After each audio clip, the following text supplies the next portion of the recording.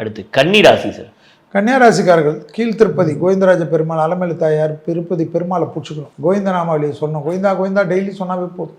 கன்னியாராசிக்காரர்களுக்கு 7 சனி. குடும்ப விஷயத்தில் கவனம். குடும்பத்தில் அந்நியர் தலையீடு, பிறர் குடும்ப விஷயத்தில் உங்களுடைய தலையீடு கூடாது. கன்னியாராசிக்காரர்களுக்கு 7 சனி இருந்தாலும் கல்யாணம் நடக்கும். லவ் பிக்கப் ஆகிடும். சந்தோஷமாக இருக்கலாம். ஏற்கனவே கன்னியை வந்து சொல்லவே வேணாம். லெஃப்ட்டில் ஒன்று வாங்கி ரைட்டில் வைக்கும். இப்போ ரைட்டில் வாங்கி லெஃப்ட்டில் வைக்கும். ஸோ நிறைய லெவலுக்கு நல்லது நடக்கும். லாபம் அதிகமாக இருக்கும்.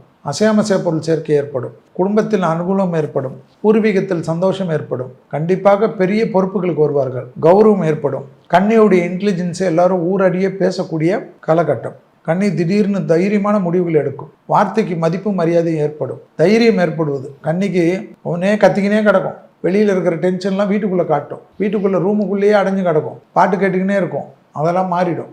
கன்னிக்கு வந்து ரொம்ப நிறைய ஆக்டிவாக இருக்கும். நிறைய சந்தோஷம் ஏற்படும். இந்த கஷ்டகாலம் உலகத்துக்கே வேலை இல்லாமல் இருக்கும். கன்னிக்கு மட்டும் டபுள் வேலையெல்லாம் கிடைக்கும். ஸோ டபுள் டபாக்கா கிடைக்கக்கூடிய அற்புதமான அமைப்பு. கன்னியாராசிக்காரர்களுக்கு அலர்ஜி பார்த்துக்கணும். ஒவ்வாமை பார்த்துக்கணும். Calcium deficiency, vitamin D deficiency தொந்தரவு பண்ணும்.